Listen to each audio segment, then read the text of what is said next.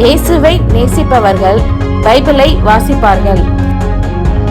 இந்த சேனலை பின்பற்றினால் ஓராண்டில் வேதாகமத்தை வாசித்து முடித்து விடலாம். ஃபாலோ பண்ணுங்க, சப்ஸ்கிரைப் பண்ணுங்க.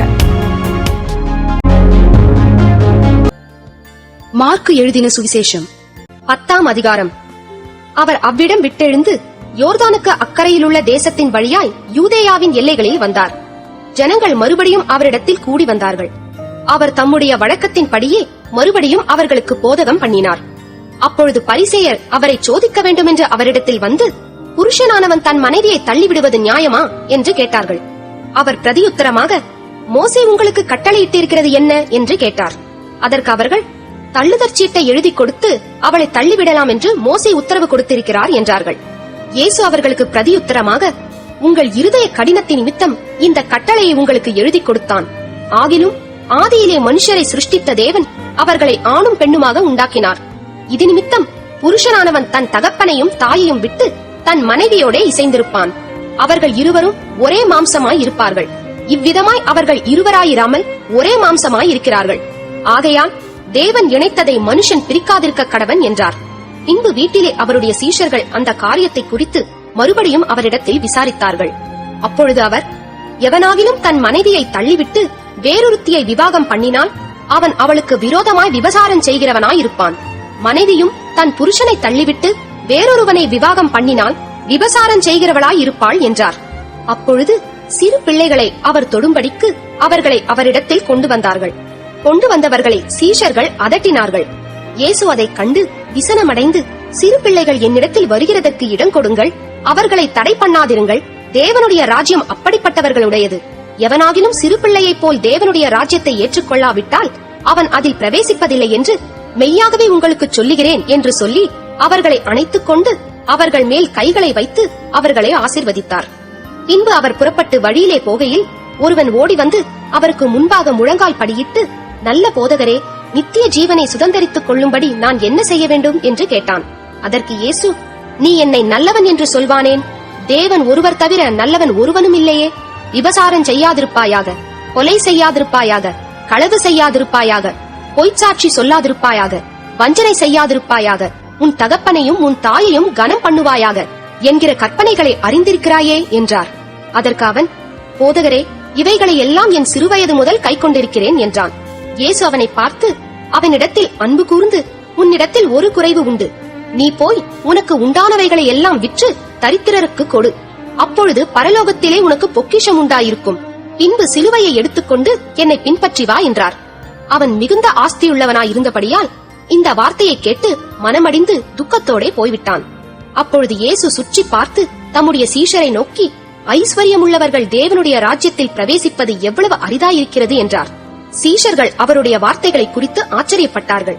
இயேசு பின்னும் அவர்களை நோக்கி, பிள்ளைகளே, ஐஸ்வர்யத்தின் மேல் நம்பிக்கையாய் இருக்கிறவர்கள் தேவனுடைய ராஜ்யத்தில் பிரவேசிக்கிறது எவ்வளவு அரிதாயிருக்கிறது. ஐஸ்வர்யவான் தேவனுடைய ராஜ்யத்தில் பிரவேசிப்பதை பார்க்கிலும் ஒட்டகமானது ஊசியின் காதிலே நுழைவது எளிதாயிருக்கும் என்றார். அவர்கள் பின்னும் அதிகமாய் ஆச்சரியப்பட்டு, அப்படியானால் யார் ரட்சிக்கப்படக்கூடும் என்று தங்களுக்குள்ளே சொல்லிக் கொண்டார்கள். இயேசு அவர்களை பார்த்து, மனுஷரால் இது கூடாததுதான், தேவனால் இது கூடாததல்ல, தேவனாலே எல்லாம் கூடும் என்றார். அப்பொழுது பேதுரு அவரை நோக்கி, இதோ நாங்கள் எல்லாவற்றையும் விட்டு உம்மை பின்பற்றினோமே என்று சொல்லத் தொடங்கினான். அதற்கு இயேசு பிரதியுத்தரமாக, என் நிமித்தமாகவும் சுவிசேஷத்தின் நிமித்தமாகவும் வீட்டையாவது சகோதரரையாவது சகோதரிகளையாவது தகப்பனையாவது தாயையாவது மனைவியையாவது பிள்ளைகளையாவது நிலங்களையாவது விட்டவன் எவனும் இப்பொழுது இம்மையிலே துன்பங்களோடே கூட நூறத்தனையாக வீடுகளையும் சகோதரரையும் சகோதரிகளையும் தாய்களையும் பிள்ளைகளையும் நிலங்களையும் மறுமையிலே நித்திய ஜீவனையும் அடைவான் என்று மெய்யாகவே உங்களுக்கு சொல்லுகிறேன். ஆகிலும் முந்தினோர் அநேகர் பிந்தினோராயும் பிந்தினோர் அநேகர் முந்தினோராயும் இருப்பார்கள் என்றார். பின்பு அவர்கள் எருசலேமுக்கு பிரயாணமாய் போகையில் இயேசு அவர்களுக்கு முன்னே நடந்து போனார். அவர்கள் திகைத்து அவருக்கு பின்னே பயத்தோடே போனார்கள். அப்பொழுது அவர் 12 அழைத்து தமக்கு சம்பவிக்கப் போகிறவைகளை எல்லாம் அவர்களுக்கு மறுபடியும் சொல்லத் தொடங்கினார். இதோ எருசலேமுக்கு போகிறோம், அங்கே மனுஷகுமாரன் பிரதான ஆசாரியரிடத்திலும் வேதபாரகரிடத்திலும் ஒப்பு கொடுக்கப்படுவார். அவர்கள் அவரை மரண ஆக்கினைக்குள்ளாக தீர்த்து புறத்தேசத்தாரிடத்தில் ஒப்புக் கொடுப்பார்கள். அவர்கள் அவரை பரியாசம் பண்ணி அவரை வாரினால் அடித்து அவர் மேல் துப்பி அவரை கொலை செய்வார்கள். ஆகிலும் 3ஆம் நாளிலே அவர் உயிரோடே எழுந்திருப்பார் என்றார். அப்பொழுது செபெதேயுவின் குமாரராகிய யாக்கோபும் யோவானும் அவரிடத்தில் வந்து, போதகரே, நாங்கள் கேட்டுக்கொள்ளப் போகிறதை நீர் எங்களுக்கு செய்ய வேண்டும் என்று விரும்புகிறோம் என்றார்கள். அவர் அவர்களை நோக்கி, நான் உங்களுக்கு என்ன செய்ய வேண்டும் என்று விரும்புகிறீர்கள் என்று கேட்டார். அதற்கு அவர்கள், உமது மகிமையிலே எங்களில் ஒருவன் உமது வலது பாரிசத்திலும் ஒருவன் உமது இடது பாரிசத்திலும் உட்கார்ந்திருக்கும்படி எங்களுக்கு அருள் செய்ய வேண்டும் என்றார்கள். இயேசு அவர்களை நோக்கி, நீங்கள் கேட்டுக்கொள்ளுகிறது இன்னது என்று உங்களுக்கே தெரியவில்லை. நான் குடிக்கும் பாத்திரத்தில் நீங்கள் குடிக்கவும் நான் பெறும் ஸ்நானத்தை நீங்கள் பெறவும் உங்களால் கூடுமா என்றார். அதற்கு அவர்கள் கூடும் என்றார்கள். இயேசு அவர்களை நோக்கி, நான் குடிக்கும் பாத்திரத்தில் நீங்கள் குடிப்பீர்கள், நான் பெறும் ஸ்நானத்தையும் நீங்கள் பெறுவீர்கள். ஆனாலும் என் வலது பாரிசத்திலும் என் இடது பாரிசத்திலும் உட்கார்ந்திருக்கும்படி எவர்களுக்கு ஆயத்தம் பண்ணப்பட்டிருக்கிறதோ அவர்களுக்கே அல்லாமல் மற்றொருவருக்கும் அதை அருளுவது என் காரியமல்ல என்றார். மற்ற 10 பேரும் அதை கேட்டு யாக்கோபின் மேலும் யோவானின் மேலும் எரிச்சலானார்கள். அப்பொழுது இயேசு அவர்களை கிட்டவரச் செய்து, புறஜாதியாருக்கு அதிகாரிகளாக எண்ணப்பட்டவர்கள் அவர்களை இருமாப்பாய் ஆளுகிறார்கள் என்றும் அவர்களில் பெரியவர்கள் அவர்கள் மேல் கடினமாய் அதிகாரம் செலுத்துகிறார்கள் என்றும் நீங்கள் அறிந்திருக்கிறீர்கள். உங்களுக்குள்ளே அப்படி இருக்கலாகாது. உங்களில் எவனாகிலும் பெரியவனாயிருக்க விரும்பினால் அவன் உங்களுக்கு பணிவிடைக்காரனாய் இருக்க கடவன். உங்களில் எவனாகிலும் முதன்மையானவனாயிருக்க விரும்பினால் அவன் எல்லாருக்கும் ஊழியக்காரனாய் இருக்க கடவன். அப்படியே மனுஷகுமாரனும் ஊழியம் கொள்ளும்படி வராமல் ஊழியம் செய்யவும் அநேகரை மீட்கும் பொருளாக தம்முடைய ஜீவனை கொடுக்கவும் வந்தார் என்றார். பின்பு அவர்கள் எரிகோவுக்கு வந்தார்கள். அவரும் அவருடைய சீஷர்களும் திரளான ஜனங்களும் எரிகோவை விட்டு புறப்படுகிற போது, திமேயுவின் மகனாகிய பர்திமேயு என்கிற ஒரு குருடன் வழியருகே உட்கார்ந்து பிச்சை கேட்டுக் கொண்டிருந்தான். அவன் நசரேயனாகிய இயேசு வருகிறார் என்று கேள்விப்பட்டு, இயேசுவே, தாவீதின் குமாரனே, எனக்கு இரங்கும் என்று கூப்பிடத் தொடங்கினான். அவன் பேசாதிருக்கும்படி அநேகர் அவனை அதட்டினார்கள். அவனோ, தாவீதின் குமாரனே, எனக்கு இரங்கும் என்று முன்னிலும் அதிகமாய் கூப்பிட்டான். இயேசு நின்று அவனை அழைத்து வரச் சொன்னார். அவர்கள் அந்த குருடனை அழைத்து, திடன் கொள், எழுந்திரு, உன்னை அழைக்கிறார் என்றார்கள். உடனே அவன் தன் மேல் வஸ்திரத்தை எறிந்துவிட்டு எழுந்து இயேசுவினிடத்தில் வந்தான். இயேசு அவனை நோக்கி, நான் உனக்கு என்ன செய்ய வேண்டும் என்றிருக்கிறாய் என்றார். அதற்கு அந்த குருடன், ஆண்டவரே, நான் பார்வை அடைய வேண்டும் என்றான். இயேசு அவனை நோக்கி, நீ போகலாம், உன் விசுவாசம் உன்னை ரட்சித்தது என்றார். உடனே அவன் பார்வையடைந்து வழியிலே இயேசுவுக்கு பின் சென்றான். மார்க்கு எழுதின சுவிசேஷம் 11ஆம் அதிகாரம்.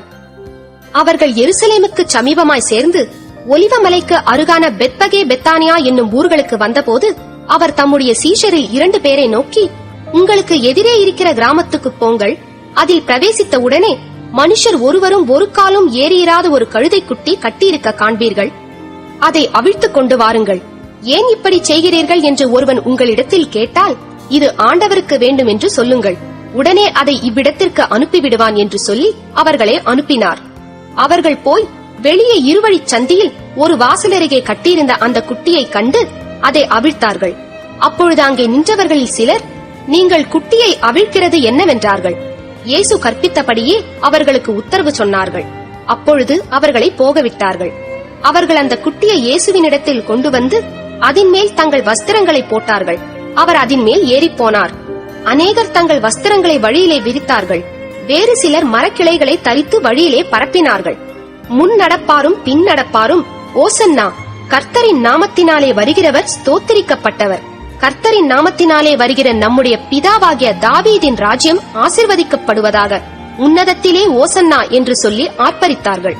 அப்பொழுது இயேசு எருசலேமுக்கு வந்து தேவாலயத்தில் பிரவேசித்து எல்லாவற்றையும் சுற்றி பார்த்து சாயங்காலமான போது 12 கூட பெத்தானியாவுக்கு போனார். மறுநாளிலே அவர்கள் பெத்தானியாவில் இருந்து புறப்பட்டு வருகையில் அவருக்கு பசி உண்டாயிற்று. அப்பொழுது இலைகளுள்ள ஒரு அத்திமரத்தை தூரத்திலே கண்டு அதில் ஏதாகிலும் அகப்படுமோ என்று பார்க்க வந்தார். அத்திப்பழ காலமாயிராதபடியால் அவர் அதனிடத்தில் வந்தபோது அதில் இலைகளை அல்லாமல் வேறொன்றையும் காணவில்லை. அப்பொழுது இயேசு அதை பார்த்து, இது முதல் ஒரு காலம் ஒருவனும் உன்னிடத்தில் கனியை புசியாதிருக்க கடவன் என்றார். அதை அவருடைய சீஷர்கள் கேட்டார்கள். அவர்கள் எருசலேமுக்கு வந்தார்கள். இயேசு தேவாலயத்தில் பிரவேசித்து ஆலயத்தில் விற்கிறவர்களையும் கொள்ளுகிறவர்களையும் துரத்திவிட்டு காசுக்காரருடைய பலகைகளையும் புறா விற்கிறவர்களுடைய ஆசனங்களையும் கவிழ்த்து ஒருவனும் தேவாலயத்தின் வழியாக யாதொரு பண்டத்தையும் கொண்டு போக விடாமல், என்னுடைய வீடு எல்லா ஜனங்களுக்கும் ஜெப வீடு எண்ணப்படும் என்று எழுதியிருக்கவில்லையா?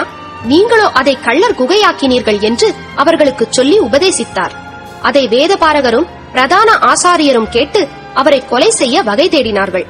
ஆகிலும் ஜனங்கள் எல்லாரும் அவருடைய உபதேசத்தை குறித்து ஆச்சரியப்பட்டபடியினாலே அவருக்கு பயந்திருந்தார்கள். சாயங்காலமான போது அவர் நகரத்திலிருந்து புறப்பட்டு போனார். மறுநாள் காலையிலே அவர்கள் அவ்வழியாய் போகும்போது அந்த அத்திமரம் வேரோடே பட்டுப் போயிருக்கிறதை கண்டார்கள். பேதுரு நினைவு கூர்ந்து அவரை நோக்கி, ரபி, இதோ நீர் சபித்த அத்திமரம் பட்டுப் போயிற்று என்றான். இயேசு அவர்களை நோக்கி, தேவனிடத்தில் விசுவாசம் உள்ளவர்களாயிருங்கள்.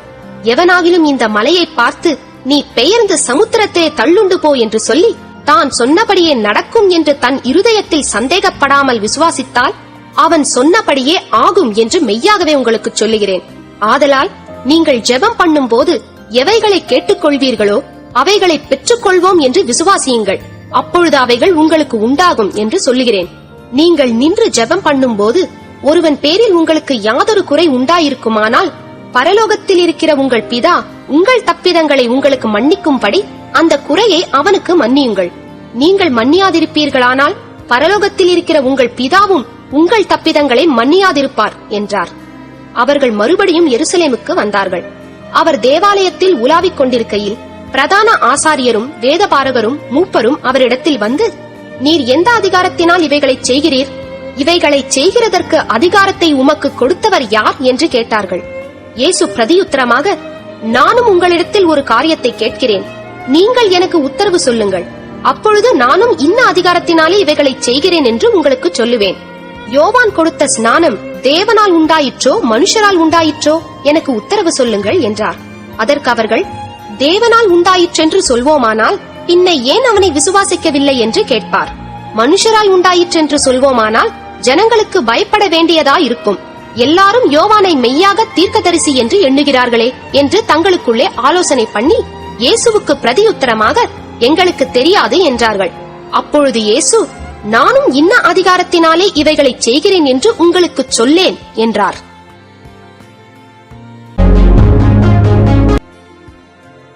நீதிமொழிகள் 17ஆம் அதிகாரம். சண்டையோடு கூடிய வீடு நிறைந்த கொழுமையான பதார்த்தங்களை பார்க்கிலும் அமெரிக்கையோடே சாப்பிடும் வெறும் துணிக்கையே நலம். புத்தியுள்ள வேலைக்காரன் லட்சையுண்டாக்குகிற புத்திரனை ஆண்டு சகோதரருக்குள்ள சுதந்திரத்தில் பங்கடைவான். வெள்ளியை குகையும் பொன்னை புடமும் சோதிக்கும், இருதயங்களை சோதிக்கிறவரோ கர்த்தர். துஷ்டன் அக்கிரம உதடுகள் சொல்வதை உற்று கேட்கிறான். பொய்யன் கேடுள்ள நாவுக்கு செவி கொடுக்கிறான். ஏழையை பரியாசம் பண்ணுகிறவன் அவனை உண்டாக்கினவரை நிந்திக்கிறான். ஆபத்தை குறித்து கழிக்கிறவன் தண்டனைக்கு தப்பான். பிள்ளைகளின் பிள்ளைகள் முதியோருக்கு கிரீடம். பிள்ளைகளின் மேன்மை அவர்கள் பிதாக்களே. மேன்மையானவைகளை பேசும் உதடு மூடனுக்கு தகாது. பொய் பேசும் உதடு பிரபுவுக்கு எவ்வளவேனும் தகாது. பரிதானம் வாங்குகிறவர்களின் பார்வைக்கு அது ரத்தினம் போல் இருக்கும். அது நோக்கும் திசையெல்லாம் காரியம் வாய்க்கும்.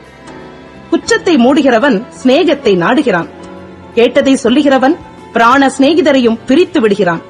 மூடனை 100 அடி அடிப்பதை பார்க்கிலும் புத்திமானை வாயினால் கண்டிப்பதே அதிகமாய் உரைக்கும். துஷ்டன் கலகத்தையே தேடுகிறான். குரூர தூதன் அவனுக்கு விரோதமாக அனுப்பப்படுவான்.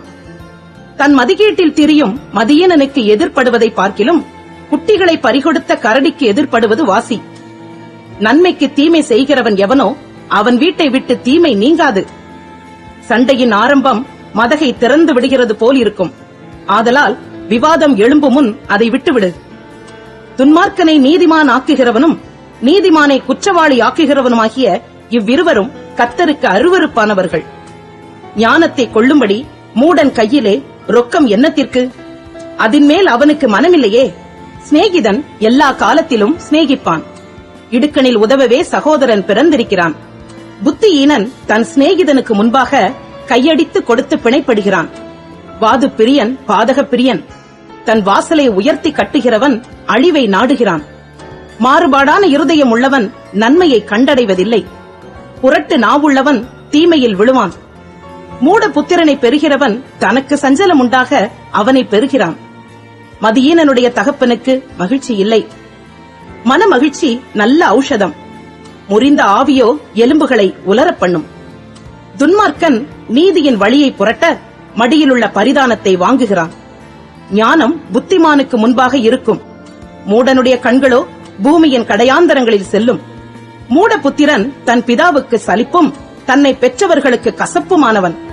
நீதிமானை தண்டம் பிடிக்கிறதும் நியாயம் செய்கிறவனை பிரபுக்கள் அடிக்கிறதும் தகுதியல்ல. அறிவாளி தன் வார்த்தைகளை அடக்குகிறான். விவேகி குளிர்ந்த மனமுள்ளவன். பேசாதிருந்தால் மூடனும் ஞானவான் என்று எண்ணப்படுவான். தன் உதடுகளை மூடுகிறவன் புத்திமான் என்று எண்ணப்படுவான்.